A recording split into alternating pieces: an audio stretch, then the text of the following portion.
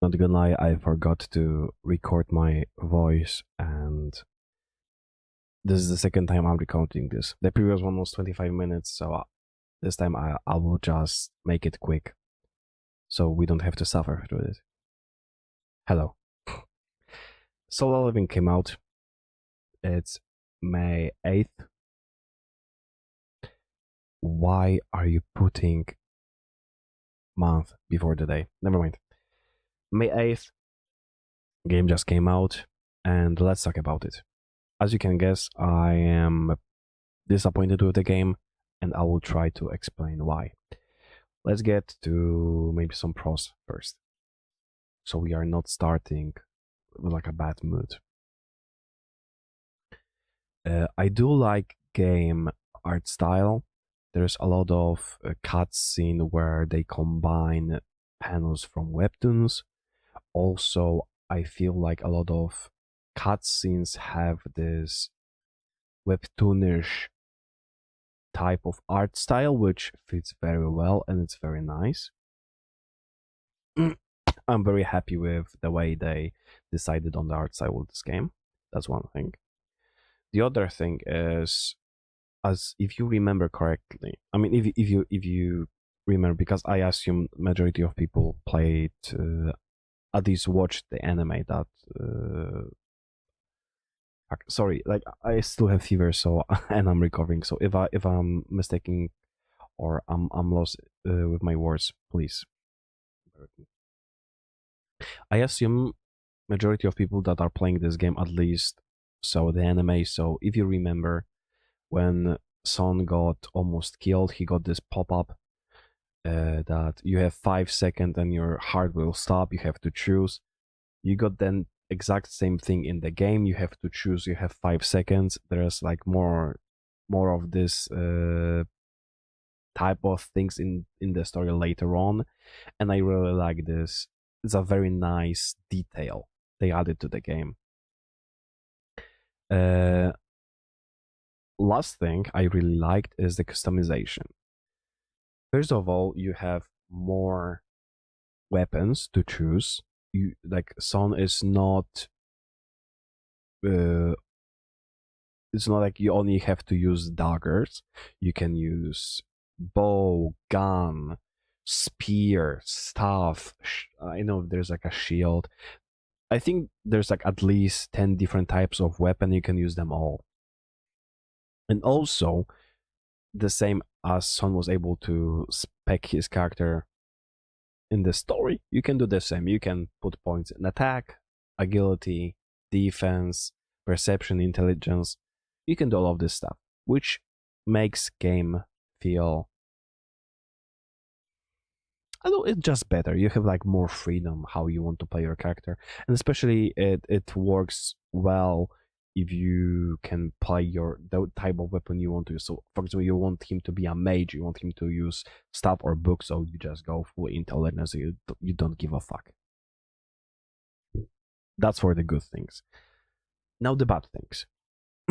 I don't know if this is something that everyone will have. I know if this issue is maybe this issue is only for me, but every single time I was opening the game after closing it, I had to log in through the browser. Like I have to like do the entire login process over and over and over again. I don't know. Like I said, maybe it's only me, or maybe it's like a well-known problem for everyone. So depending on how it is, you can this can be a valid point or completely not. Tutorial. If I'm not mistaken, tutorial would last like 40 to 1 hour, and I'll be honest, it's very boring. You cannot access settings, like you can change the music volume and you can change some basic setting, but you cannot change your mappings, you cannot change your voice lines, you cannot change the language of the game, you cannot access majority of options until you finish the tutorial. And like I said, it like for me tutorial, I ended tutorial after 1 hour. I mean, I know I usually take it slow, but it's still, you are being locked in the tutorial where the game is like pointing finger. Okay, click this. No, no, you cannot click this. Click this. Now click this. Now click this. Now laugh. Good. Now click this. And it's like this for 1 hour. Next thing, auto mode. I hate auto mode in almost every game when I see it, because I think auto mode is usually a sign of something not working in the game at some point. There is a very few games that manage to have auto mode and make it good and make it not kill the enjoyment out of the game. Like Honkai Star Rail is one of those games in my opinion. But in this case, like I want you to understand this is an action RPG game. Why you play action RPG game? So we can fight. And this game have full auto mode. We literally press one button and it just goes. Game does everything for you. So what's the why you are playing an action RPG when there's a button you can play auto and the game play itself? Maybe later on it's like good for farming, I don't know, but like always, I'll like, because I hate auto mode so much, I just decided to point it out that this game have it, and it's kind of weird that this game have it, so I will just leave it here. Combat. In my opinion, combat is still lacking. It's okay, but for me personally, I expected way more. The camera controls are clunky. They feel really bad. There's also like for my inverted camera control bros, there is no option to invert the camera. By the way, it's 2024. Hello.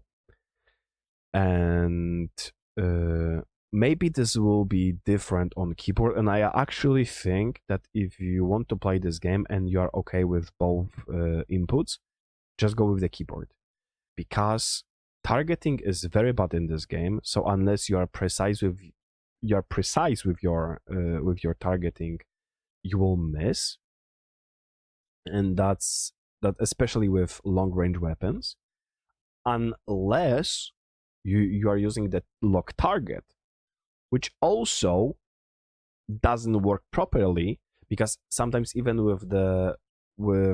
even if the enemy is locked, your character will shoot the other way, and after you kill the enemy, the target lock is vanishing. So you have to target lock once again, kill, target lock once again, kill, target lock once again, kill, and you are mainly fighting the mobs, and those mobs are dying like 2 hits. So you understand, it will become annoying to like, okay, target every single time. Next, we have the weapons when it comes to the combat. Like I said, there's a lot of different weapons. I do like it, but while we have a nice variety of weapon, there's no variety. Never mind, there's no variety when it comes to weapon moveset. Your character have an auto attack, one skill, second skill, weapon skill, and ultimate. And then after, I think you have one more weapon skill. But let's talk about the beginning, because no, 5 skills. Changing weapon changes your attacks. So for example, if I'm using daggers, then I will attack with daggers, and if I'm using bow, I will have a range attack with a bow. It changes weapon skill because each weapon have a different skill. Nice. But it doesn't change the first character skill, which you will unlock later in the story. It doesn't change your second skill, which also you'll unlock later in the story.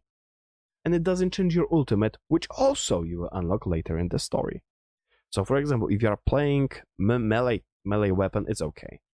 But if you want to play gun, crossbow, magic, or you want to play bow like I did, you'll literally have two skills that are useless and ultimate that you probably never use because it charges for such a long time. Because, okay, I'm shooting from the range, and two my skill are like one swirl with the daggers, and the other one is one punch on a melee range. So, like, what the fuck am I supposed to do with those? And do you want to know what weapon combos are? Press one button repeatedly. That's your combo. So that's why I'm saying that weapon lags when it comes to movesets.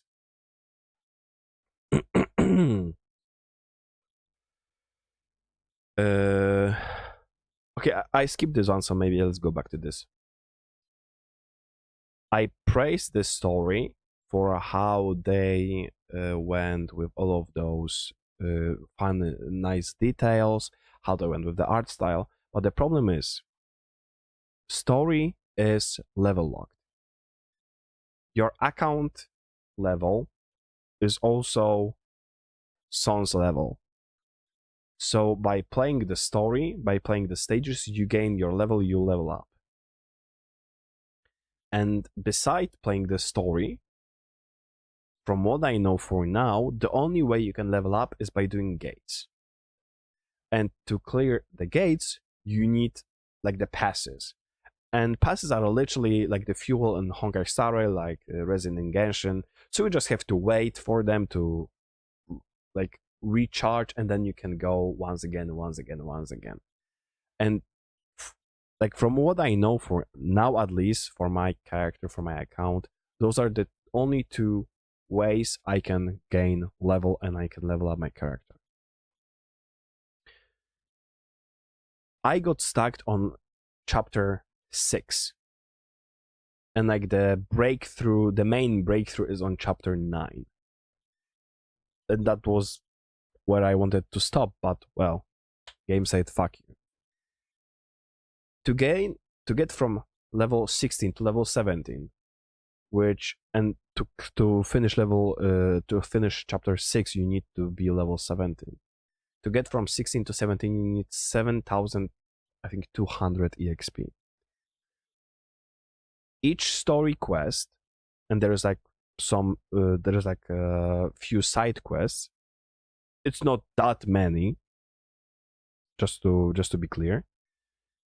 Each side quest on early levels give you like 93 EXP, and on later levels give you 200, maybe 300 EXP. And you need 7,000 XP to get into level 17. And yeah, doing gates give you more, but they are rechargeable. And of course, you can pay money to get those faster. That's one thing. And since we are on the topic of money, there is just way too much stuff you can pay for. Usually when there's like a new game, they will give you like a free summons, or like at least one free 5-star, so you can, so like give you something, okay? Because it always feels nice to have something better, to have like a 5-star. And in this game, in the main menu, you will see like on the left side of the screen, you see like the big summon button, like the special summon. So you press it, and there's like 15 different summons you can do, like 15 temples you can do. And I assume that, okay, after you do those temples, you can probably choose one. And that was the case. So I'm pulling 1, 2, 3, a 5-star, 4, 5, 6, 5-star weapon. I did 15 pulls. I want to get one of my pulls. You have to pay, bitch. You want this? $30. And when you open the shop, there's on every single every single tap you can pay for something. You can pay for this guild pass, you can pay for this guild pass, you can pay for gold pass, you can pay for battle pass, you can pay for mining pass so you can mine offline, baby. There's way too many things you can pay for. And I played Game Forge games, and I know, like, if there's a new game and shop looks like the place when they spend the most time on and effort, run the fuck away. Because this is the thing I'm getting from this game. And don't get me wrong, I love the series. I love the novel. I love the webtoon. I love all of this. But my experience with this game so far was fucking miserable. It was way worse than I expected it to be. And the fact that there's so many things you can buy, and and the story is level locked is just, I was just disappointed. No, I wasn't. I'm literally disappointed. But to not be like toxic and to make my feedback better, I will still give this game a try. I will play it offline. I will do the gates. I will level up my character so I can access the later stages. I can access the breakpoints in the story to gain the new classes, gain more stuff.